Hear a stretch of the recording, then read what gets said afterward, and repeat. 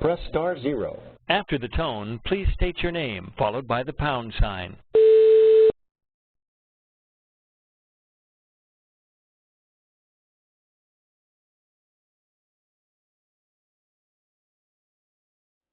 I'm sorry, we did not get your name. After the tone, please state your name, followed by the pound sign.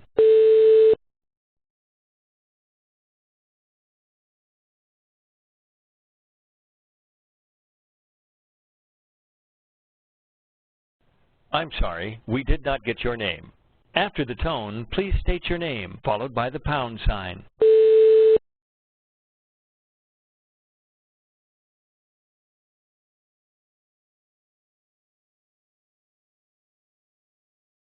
There are 6 parties in conference, including you.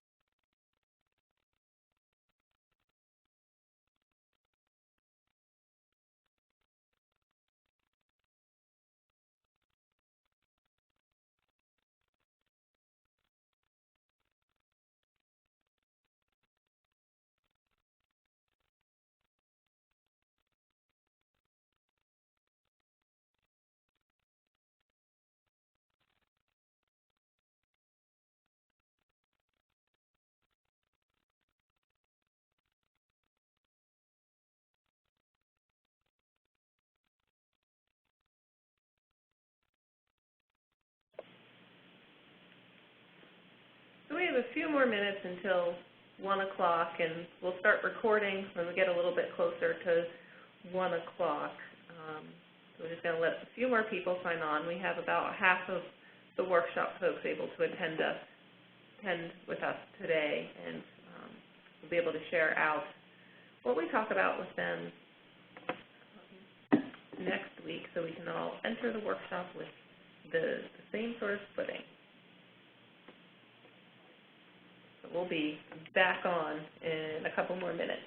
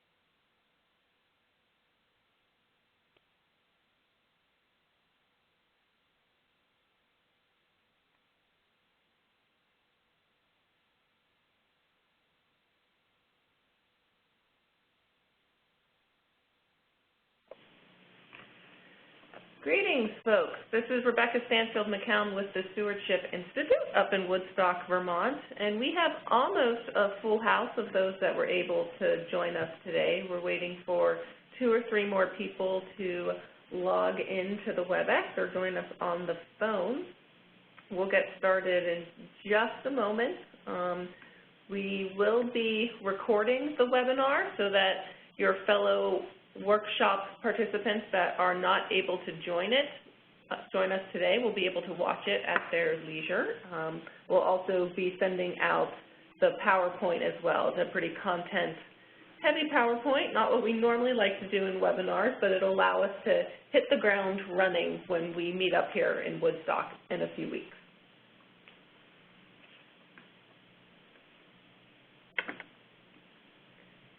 I'm going to give us just another minute, give some folks a little more time to sign on, and then we'll dive right in.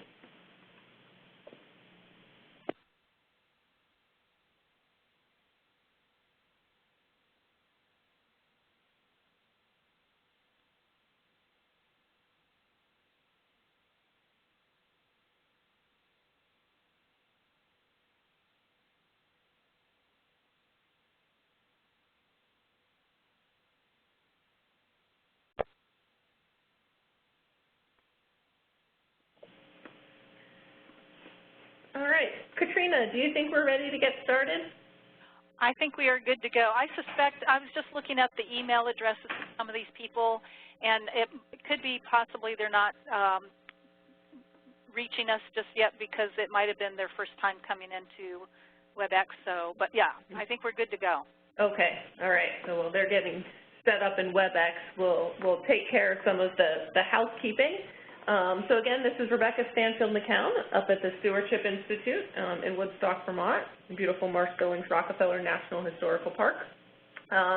We are joined by Katrina Fritz from the Distance Learning Office, who is helping us run this webinar today. She's in the background making all things technical happen for us. As I mentioned, we will be recording the webinar and posting a link to it, sharing it with the other workshop participants so that they can watch it if they weren't able to join us today. I appreciate you folks taking an hour out of your Friday to join us so that we can make sure when we come together in Woodstock in a couple of weeks that we hit the ground running.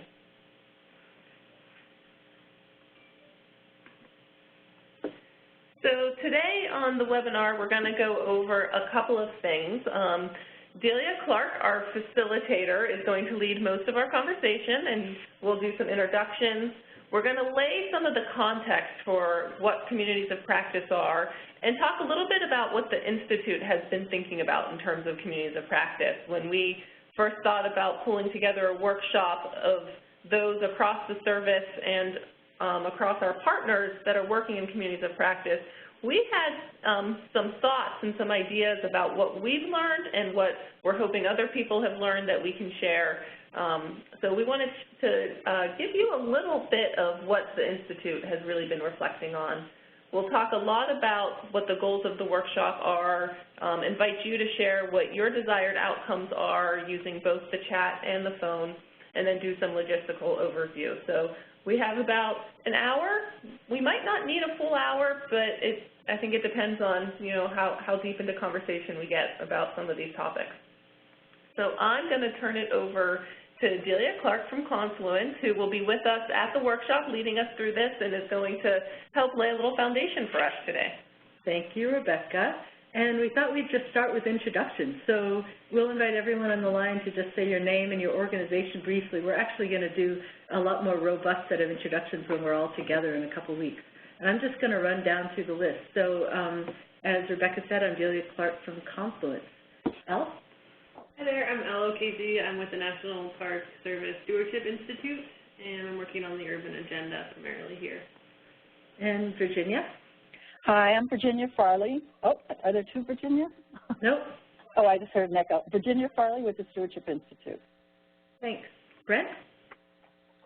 I'm Brent Mitchell. I'm with QLF Atlantic Center for the Environment and a partner with the Stewardship Institute. Thank you. Carrie? Hi, sorry, my other phone just went off. I am Carrie Krishak. I am a learning manager for cultural resources out of the Mather Training Center with the National Park Service. Thanks. Christina? Christina Martz at Marsh-Billings-Rockefeller in St. Gaudens National Historical Park. Great. And Stephanie? Yep, this is Stephanie Kiriazis, also from Marsh-Billings and St. Gaudens. Thanks a lot. Chris Constantine?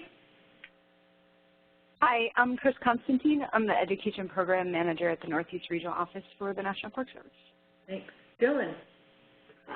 Dylan Ross-McDonald. I'm a ranger up at Acadia National Park in Maine, but in this context, I'm representing the Employee Resource Group, the Innovative Leadership Network. Thanks. Emily? Emily Bateson. I am with the Practitioners Network for Large Landscape Conservation. Thank you. Jennifer? Hi, I'm Jennifer. Oh, sorry, I got the same echo. I'm Jennifer Jost. I'm a research faculty member at the University of Vermont and a longtime partner of the Stewardship Institute. Thanks. Leslie? This is Leslie Shahi with the Stewardship Institute and Marsh-Billings-Rockefeller National Historical Park. And Michael? Michael Duffin with Peer Associates, evaluators and educational researchers. Thanks. And Rita? Hi, I'm Rita Hennessy. I'm the program lead for the National Trail System with the National Park Service. Great. Thanks a lot. And I know Joan is trying to get permission to join in. Maybe you did that. Good. Thanks. Thank you, everybody. And as Rebecca said, there are a number of other people who will be joining us when we're all together in a couple of weeks. But is there anyone else on the call that that's just joining through audio? No. Okay. Good afternoon. Alex Romero, Superintendent, George Washington Memorial Parkway. Hey, Alex. Glad you're on. Anybody else who's just joining with audio? No. Okay, good. So we want to start by just talking about what communities of practice are. And, you know, the idea is that any time groups of people come together, professionally or personally, and they share an interest or a concern or a passion and learn from each other by being together, that's a community of practice. So we're talking about a very broad umbrella of people not necessarily coming together as a work group, not necessarily coming together to always accomplish a specific task, but more coming together to learn together and see where that goes. So there are a lot of different, there we go, a lot of different names for these things. Community of practice is what we're going to go with for the conversation on the phone today, and it's what we've decided to go with for the time when we're together, March 22nd and 23rd as well, just for ease of language. But all these other names are wonderful too. My personal favorite is Community of Learning, Inquiry, and Practice, because then you get to clip in every time you get together, which is really fun. But there are lots of others, as you can see on the list, that are used all the time. And we want to have a large tent, so whatever we're talking about fits in. There are a lot of reasons to do this. You know, there are a lot of reasons not to. We're all really busy. We don't have time. Our plates are full. But making the time to come together in a community of practice can have benefits in a lot of different ways. I'd just like to highlight a few.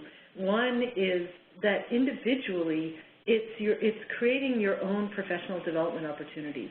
When you come together with other people who are thinking about what you're thinking about and swap ideas and share learnings, then you learn more and you can do a better job at whether it's a personal community or a professional community, whatever it is you're trying to do a good job at.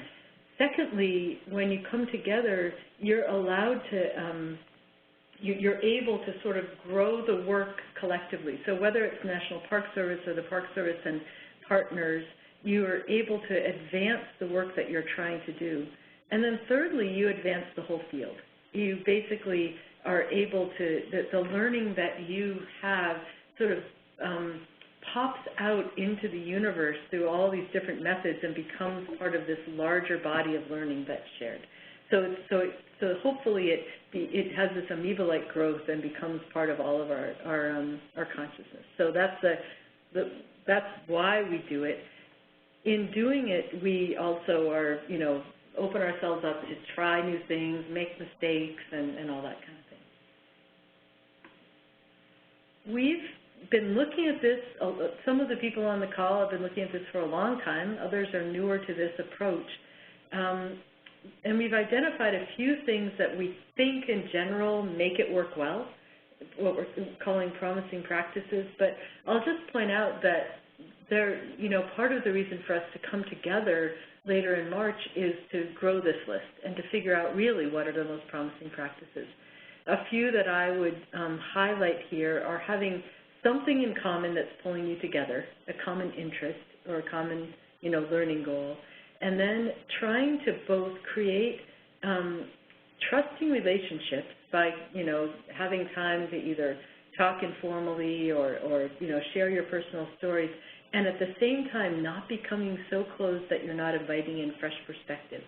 So having a dynamic balance between a tightly knit group and intentionally inviting in new perspectives is something that's been found to work and keep these communities of practice vital.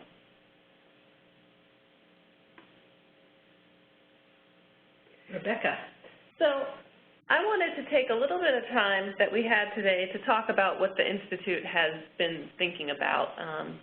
We've been working in communities of practice for about as long as the Institute's been around, so, close to 20 years of doing this type of work, well before we knew to call them communities of practice. We really focus on one of our key principles as being bringing people together in community for dialogue and reflection to identify what are some of the reoccurring challenges that people face as conservation and stewardship practitioners. How, as a community, do we work through them?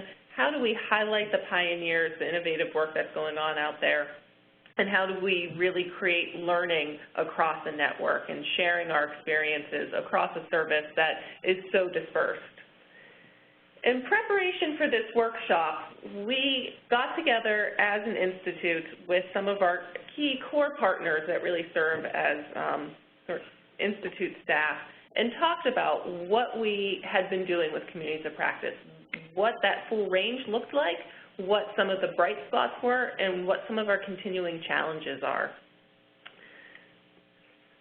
One of the things that we found really interesting as we started listing our communities of practice that we work in both professionally and personally, from the Urban Matters Fellows, the Superintendent's Leadership Roundtable, to the Park for Every Classroom, to running clubs and Contra Caller, online club, communities of practice, was that there are so many different ways to slice and dice a community of practice, and each of those facets really impacts, you know, how they come together, what their goals are, how you manage them and organize them.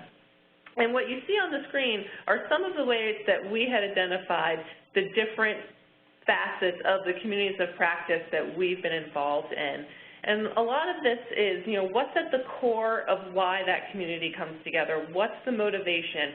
How was it formed? What are the goals of the organization? Where does their authority come from? In the Park Service, for example, we see a lot of communities of practice that are both top-down and grassroots at the same time, that leadership identifies a priority area or a topic that they really want to see movement on, and then we try to ground source that with folks from the field so that we can really make movement. Some of the differences in the way groups come together can really impact how successful a community can be, from communities that are purely virtual, like DigiInterp on Facebook, ones that are hybrids that start in person and continue virtually, and ones that are solely in-person connections. Another piece that we've recently been talking about that we're still trying to really wrap our brains around and understand is this idea of the locus of control. Are your tasks and your purpose and your mission identified from within the group, or is it something that's selected for you by leadership, by someone outside the group? Another piece of this is that communities evolve, and so being able to be adaptive and to sort of stay cutting edge within a community can be a challenge based on some of the ways that it might have been started, if it's top-down or grassroots, you know, how they come together, what really the goal of it is. Is it individual development, or was there really a distinct purpose, and once that purpose is met, does the group disperse and move on? In talking about all those different ways to organize and talk about communities of practice, the Institute, we had left our sort of internal meeting with a much longer list than this of continuing ongoing questions that we're really excited to start exploring with you for the workshop. Looking at how do you ensure that groups have facilitation and support, particularly groups that are grassroots organized. From the literature, we know that it's important to have someone in a leadership position to keep the group going, but you also want groups that aren't necessarily hierarchical and that really develop the leadership of every participant. The evaluation of communities of practice and how do you show their value and their impact and the benefits that they're having to participants and to organizations is a continuing challenge when you're looking for quantitative and qualitative outputs. Looking again at how communities of practice evolve and how participation in them evolves.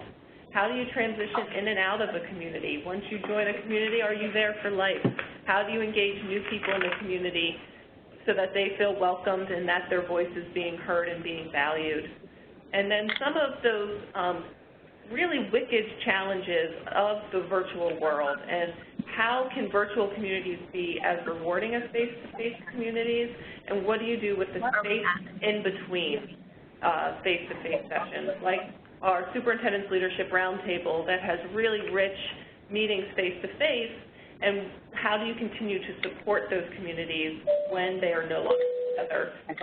Parks for Every Classroom as well, that come together once a year for a large workshop, and then need to find other ways to support that community as we go. Probably take a bus. Or maybe. So those are some of the questions that the Institute has, and I'm going to turn it back over to Delia to talk a little bit more about the workshop and then open up the discussion. Before you do that, can we ask that folks put their phones on mute? There's a lot of background noise. Thank you, Katrina. Thanks. I think that was Rita. So. Thank you. Yep.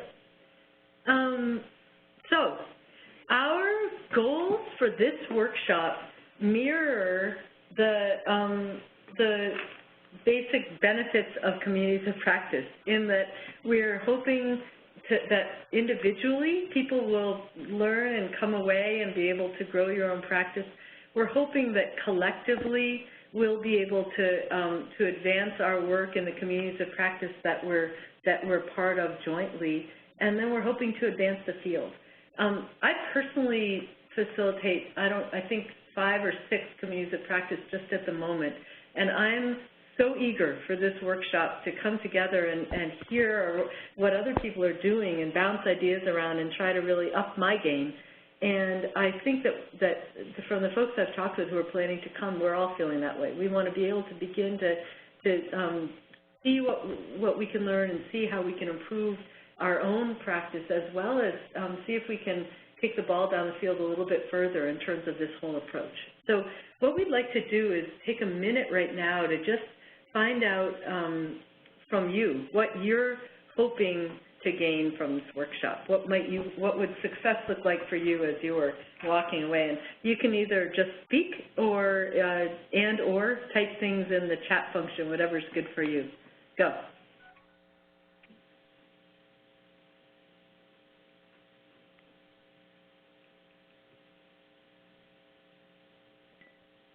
And you might need to remember to take your phone off of mute now. There's the problem. I was like, wait a minute. That's why there's silence. This is Chris. I'll share. Go for it. So I hope to either get validation or maybe like some healthy tension around the approaches and kind of priorities that we are working with in our community of practice for Park for Every Classroom against current research about what makes communities of practice work. So either like validation that we're on the right track, or like a healthy tension to figure out like how to get on the right track if we're not there already. Great. And Carrie, I see you want to keep the energy up between the face-to-face meetings. Michael, interested rules of thumb for successful practice. Great. Other people have thoughts? This is Rita. I would like to know more outcomes and impact. So, you know, there might be great stuff going on within the group, but then what impacts do we have outside for a larger purpose? Hi, this is Jenny McGinn, and I'm sorry I've come on late because I'm traveling, but I want to follow on that because I'm really interested in thinking with other folks about measures for the impacts of this work, and also interested in connecting with folks around what are some of the challenges and places where you've found some solutions. So I'm excited for that. Thanks, Jenny. Who else? You know, what's making you want, besides that Woodstock, Vermont is a really beautiful place and we're eager to host you, why else are you wanting to travel up here to have this conversation? I see Brent is interested in finding a balance between organic, decentralized networking and activity driven by a backbone organization. Me too. Christina Martz, how to bring some of those on the edge of the community more internal to the conversations and activities, move from lurkers to full participants. Great. Other thoughts? This is Stephanie. I'd like to learn more about success people have had in building intimacy in digital platforms and trust if people have not yet had a face-to-face. Or may never have a face-to-face, right? Yeah.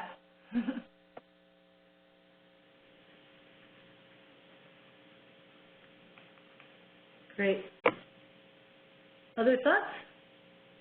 Michael says, particular insights that will help with facilitating the Upper Valley Teaching Place Collaborative.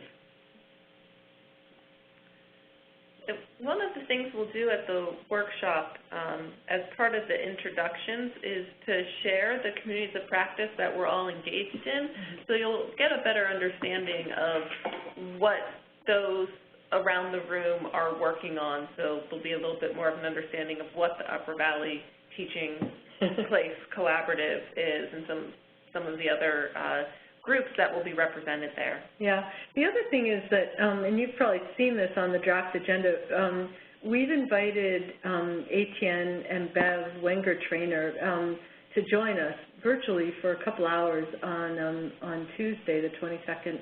We were lucky enough to have an hour web call with them in preparation for this workshop, and I found it tremendously valuable. Because they've been thinking about communities of practice and sort of, have been writing about them since 2002 or whatever. They're really very much on the cutting edge, and so we haven't yet exactly framed the direction those 2 hours are going to go. And part of that will be from the kinds of ideas you're all coming up with right now. So if that helps you at all to make sure to name something that we can share with Etienne and Bev as part of our work with them. They want to not just be in an expert model. I think they want to engage us in a conversation, but they certainly are, have been thinking maybe arguably more about this than anybody. So. I see, Dylan, you've said you're excited to build off all the themes mentioned, diversity of perspective in the networks, challenges faced by different groups, different means to encourage more people and groups to get involved in these efforts. Great. Thank you. How many of you have read any of Etienne Wenger's work about communities of practice? You can just raise your hand, or you're doing a check, sure. Check's the right way to go.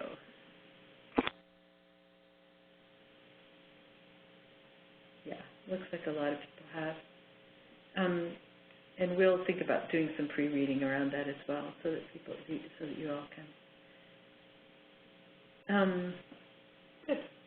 Should we maybe any last thoughts? If not, we'll move on. This is Alex, I just a thought, and I may be off target on this thought, but communities of practice, we have had conversations for a few years, with the example of the Superintendent's Leadership Roundtable. And I'm just wondering, with the opening remarks and the different types of communities of practice, here's my thought. How, the examples that you made, how are they shared with folks and people, particularly in the National Park Service? I'm just thinking of mid-level managers and supervisors in the National Capital Region specifically, and the value of community of practice and how to start a community of practice, and perhaps understanding the different models.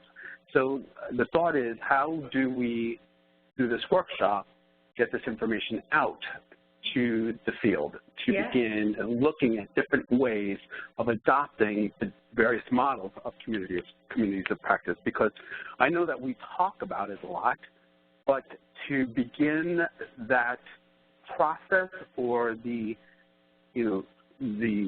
grassroots effort, it's almost impossible. So I just wonder if that, because I see the benefits, I just don't know of other people in the field, particularly mid-level managers, that need this kind of interaction, this networking to grow themselves within their position and in their career. How do we get that going? I think that's a great question, Alex. Thanks a lot. It looks like Rebecca has an answer, and I've got one too. So I don't have an answer. I was nodding my head along going, she was nodding a lot. It is a particular challenge, particularly that mid-level sort of management, the leaders at that level of the organization. And I've been having a lot of conversations recently about how you support that level, those folks. And one of the things that we can look at coming out of this workshop are, what are some of the key pieces you need in order to have an impactful community of practice? What are the ways that we can provide some of that baseline support so people, know what they're getting into, are able to articulate the benefit to their supervisor or to their staff? A lot of what I have heard across the service and internally for the Park Service is the need to have permission to take valuable work time to be in those sort of community discussions and dialogues, and the need to be able to communicate back to your staff what it is that you just spent all of that time doing and how that plays a role in the work that we do and in meeting our mission. And so I think, if we spend some time at the workshop articulating how you really show what will be the benefit of a community of practice to your development or to your progression in your job, to your supervisor, that could go a long way in starting to pave little, stepstones along the path to them, that mid-level being able to support themselves in these types of communities. I mean, I think that question, Alex, is exactly the kind of stuff we want to be talking about when we're together. In my little shorthand calendar inscriptions, I'm thinking of this as a COP on COPs. It's a community of practice on communities of practice, and all of that doesn't only include how to make them better. It also includes how to make them more generally accessible, how to start them, how to make them run. All the things that will help all of us to make our communities of practice more successful is sort of it's fair game. And I will share that our intention in gathering this is very open-ended. We're not thinking that we want to create a permanent community of practice on communities of practice. We're seeing this as a one-off or let it organically go where it goes. We are, though, intending to capture the insights and learnings, partly because the reason we started this was because of the National Trail Administration Administrators Roundtable, and we're wanting to directly apply the learnings to that and to all of the communities of practice we're part of. But also because we're imagining that that what people need to do what you're talking about, Alex, to get these going, is not a white paper on communities of practice. What you need is a few compelling tidbits of information, and so we're imagining that we'll summarize the learning from this in probably a few PowerPoint slides that you guys will all be part of, weighing in on what should be included in them toward the end of our time together, and that'll end up being hopefully directly applicable and useful as you go out and try to make these happen for people. Great, thank you. Sure. So why don't we go forward? So here's the agenda that we have in mind. Briefly, we're going to be meeting from 1 o'clock on Tuesday the 22nd until 1 o'clock on Wednesday the 23rd in person. We're also going to be joined virtually by different people at different times. And I know even some of you on this call will be coming in just virtually, but when we're trying to figure out seamless ways to make that work. We're going to spend the first part of Tuesday afternoon just assembling our experience. So finding out what are all the communities of practice that we're all part of, what's working well in them, what have been some of the challenges, what have been our ahas so far, and basically pulling together everything we know. And as Rebecca said, we'll use as a starting point the fact that the Stewardship Institute did this already in January, and we've figured out the questions that seem the juiciest. So we'll use those as a way to sort of frame that part of the conversation. Bev and Etienne are going to join us at 3:30, and our conversation will be focused partly on what you all have been mentioning just now and what you've typed in the chat the kinds of things that we're most interested in hearing from them about and discussing with them. And then we'll pull all that together. We are going to have a social hour at the Woodstock Inn where a lot of you will be staying in the evening, and then dinner together. So we hope to continue the conversation informally for whoever's interested through the evening. Wednesday morning we'll come back together and start following sort of a check-in. What we'd like to do is choose a few particular case studies to workshop together. So what we'd like to do is sort of have a range of those. I'll talk about that in a minute. And we're hoping that some of you might volunteer yourselves to be someone who'd allow us to workshop your situation and see what we can learn from that. And then we'll spend the second half of the morning doing an open space on issues that have emerged and we haven't had time to talk about yet related to all of this. And so that will, we wanted to have a place in there for group-directed agenda. And then we'll close out our time together by 1 o'clock by thinking about what are the big ahas we've gotten out of our time together and how do we want to share that. So that's, I mentioned before, maybe a few PowerPoint slides that each of us could use to share with our own communities of practice or something like that. So we'll decide what we think would work best. And then at 1 o'clock, if you would like to, in a minute we'll find out who might want to stay and order in some lunch. And then any teams that want to stay and use the afternoons, the fact that you've all come together to meet, we'll just have space for people to do that, because some of the attendees are coming in small groups. And I think Elle will be putting in the chat box a link to a Google form right about now that you can go and fill out if you plan on staying that Wednesday afternoon for some teamwork, and if you would like to have lunch brought in. We will work with the Woodstock Farmers Market to have lunch within per diem brought in for folks if you choose to stay. Or if you want to just stay, have lunch, and then go for a walk on the trails, that's fine too. So we can, whoever wants to stay for lunch, we just need to know so that we can make sure to get it ahead of time. Yeah, and while the mansion's not technically open yet, if you guys want to stay that afternoon, we can work with some of our park staff to see if we can give you a tour of some of the grounds here if you haven't been up this way yet.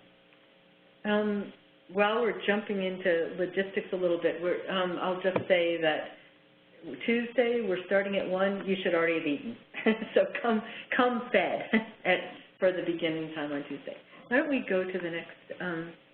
So I wanted to just talk about this thing that we're going to do first thing on Wednesday morning. What we're hoping is that we can find a diverse array of 4-ish case studies that represent different kinds of challenges and opportunities. So an example would be Rebecca already mentioned, the Stewardship Leadership Roundtable has really focused on how to maintain vibrancy in the time in between face-to-face meetings. And so that could be one, or maybe others have had that. It would be great to have one that was focused primarily on a challenge that a group that's primarily virtual is having, or maybe, or others. We sort of want to try to hopefully come up with a set of case studies that represent the range of core questions that we have.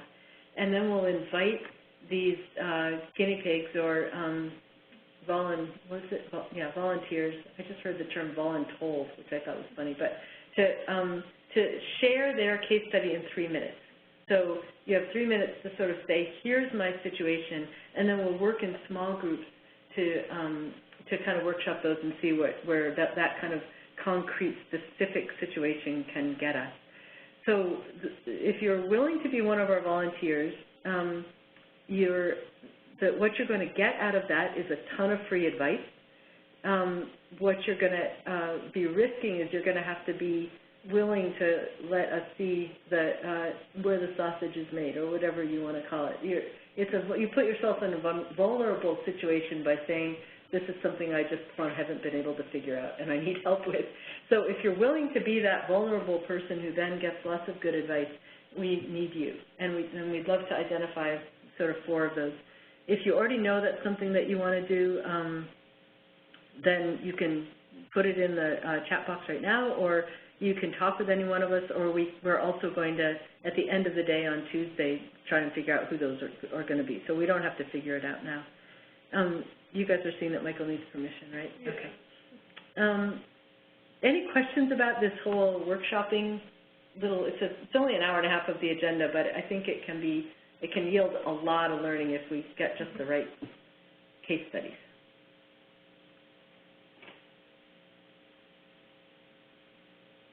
All right. Thank you, Rita. National Trail Administrators. We'll have to think of a very specific question. Yeah. And one of the things that I'm really interested about in workshopping the case studies is sometimes I find that I'm a little too close to a situation to be able to really think objectively about what we should be doing or new directions that we can take, because, you know, that community of practice is my baby and I started it and I want to see it be successful. So it can be helpful to either have other people looking at it and giving you some ideas or suggestions, but it also can be great to hear of a different case study that's dealing with a similar challenge that you're having with the one you hold so dear, and be able to think objectively about someone else's challenge and how you might solve it, and then think how you would transfer that to your own situation. So I'm really looking forward to this piece, because I think we're all probably dealing with a lot of the similar challenges, and being able to talk about it really grounded in a case study is, in my experience, has been a really helpful approach to problem solving. Yeah, good. Questions about the case studies, or should we move on? Okay, why don't we go on? And if you want to, you know, volunteer, just let one of us know, and we can be thinking about that. And also, as I said, we can hear from you on Tuesday as well. But we'll try to cue them up a little bit.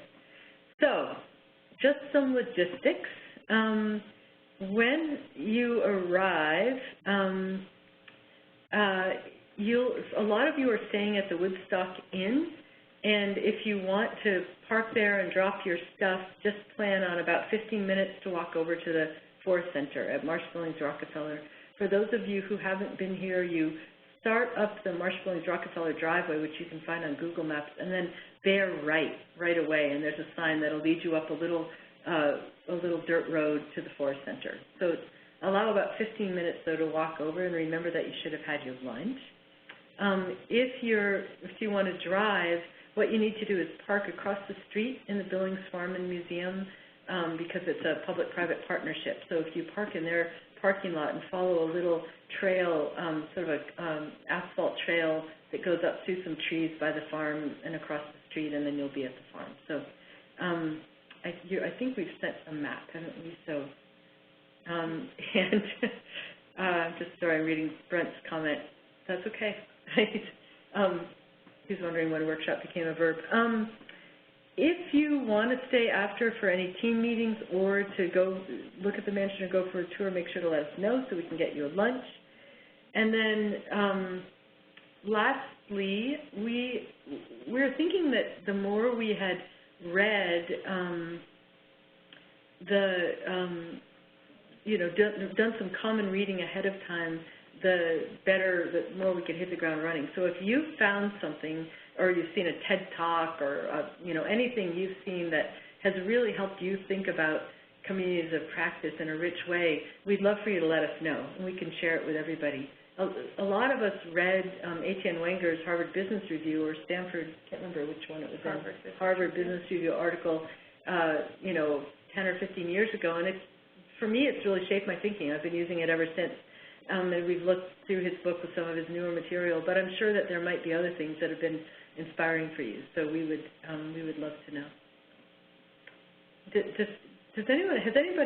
Would you be willing to mention if you've already seen any resource that you've found helpful in this whole broad arena of communities of practice?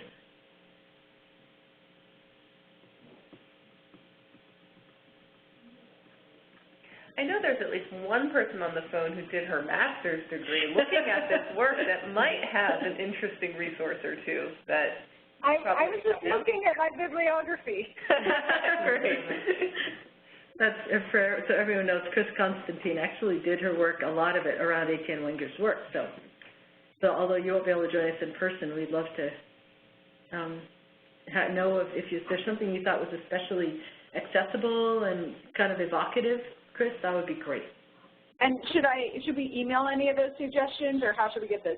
Yeah, if you want to email me or Rebecca or Elle, that would be, then we'll get it out to everybody. Great. Yeah, or if you can share your whole bibliography, that'd be great. Actually, okay. Good idea, Rita. Yeah. And this is Ginny. I just have a question about how will that then be shared out? Is there a central online place, a Google Doc or somewhere we'll go for those resources, or are you going to call and communicate? That is a good idea. Do we want to do that? We can pull together a Google Drive folder that we can be sure that outside people have access to share any sort of documents or links to things. We are looking at how we're going to connect in some of our virtual participants into the meeting, so we are still identifying sort of the best technology to do that throughout the workshop. So when we have that sort of nailed down, we'll share that out with folks as well. So we are looking to have people tap into the content and some of the group dialogue, and maybe even have their own groups participating in some of this discussion virtually. Mm-hmm. Yeah, so thanks for that suggestion, Ginny. We'll do that and make it available to you. Hi, this is Jennifer Jewis, and just a question for those of us who have some of Wenger's books in our library, if it would be helpful, since we're going to be there all together, we could certainly display some of those items if people wanted to flip through them and get a little more feel. In addition to having the helpful bibliography, it may be interesting to just flip through and get a sense of some of the different resources that are out there. That's a great idea, Jennifer. Yeah, why doesn't everybody bring what you got? I mean, one of the things that there are a lot of things I'm really excited about this meeting, but one of them is the idea of a meeting that's just for us to learn. You know, we're just coming together to learn from each other and share our best thinking. And so it feels very luxurious, and yet I think that it will yield, you know, really big growth for all of us. I'm hopeful. So I think I'd say, you know, we're trying to super oxygenate the room and bring it together and make it have the, you know, to be the best possible learning atmosphere for all of us. So if you've got stuff, bring it. Wear your comfortable clothes, you know, come ready to learn. Thank you, Michael. We'll look at that. Good. I think we might be done. Does anybody have any last thoughts or questions while we're all together on this call? And I'll just say, if you think of them later, feel free to contact one of us. But in the meantime, any thoughts for right now? Just gratitude. Thank you. And right back at you for joining us. Thank you. And I just want to say that I and we here at the Stewardship Institute have just given you the gift of 15 extra minutes in your day, and I think you should think carefully about how you can use it for your own enrichment. Don't squander it on email. Okay. All right. Thanks, everybody. Thank you all very much. We'll see you shortly. Bye-bye. Thanks. Bye-bye. Thanks. Thanks. Bye.